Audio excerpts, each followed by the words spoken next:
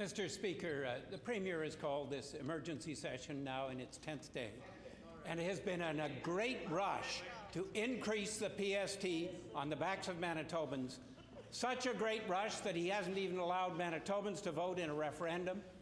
Such a great rush that he hasn't even passed the legislation that would eliminate the need for a referendum. This morning, the Premier says he has a legal opinion, that what he is doing is legal. Presumably, this was paid for by Manitoba taxpayers.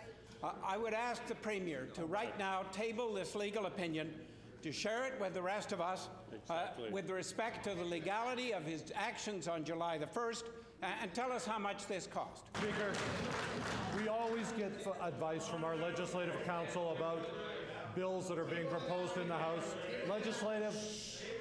Legislative Counsel gives us the advice. We follow their advice in terms of how we structure our legislation. That is what has been done here. This allows us to invest in flood protection.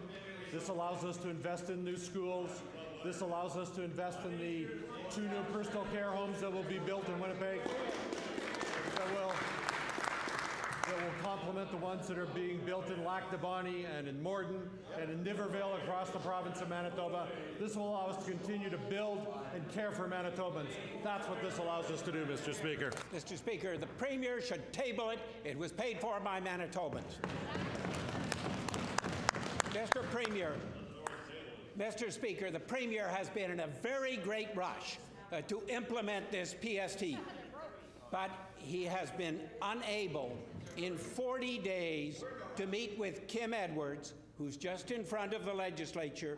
She cares about children and is calling for improvements in child and family services. All this time, she's been on a hunger fast, and one of her major requests is to be able to have a decent conversation with the Premier. They haven't missed a meal. Mr. Speaker, has politics in Manitoba degenerated to this under the NDP, that a person has to fast for more than 40 days in order to be able to talk to the Premier? I asked the Premier, will he meet with Kim Edwards? Mr. Speaker, we have actually had ministers meet with the individual in question. We've ensured her safety and looked after her health care needs. Mr. Speaker, what we have done is called the Hughes Inquiry.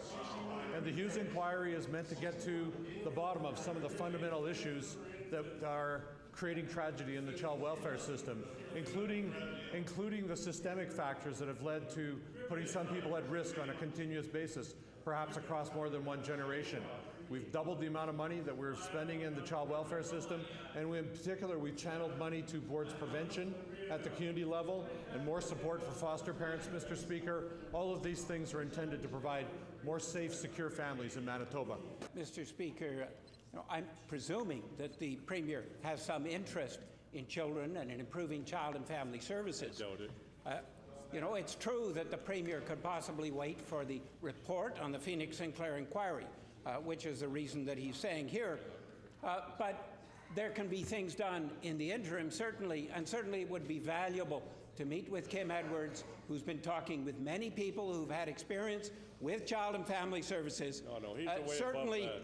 Certainly, the Premier should be even a tiny bit as concerned about child and family services as he is about rushing to impose the PST.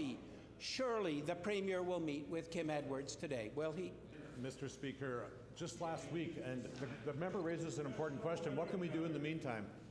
Just last week we created a mentorship program with private people in the community, with businesses, with the general authority and the child welfare system.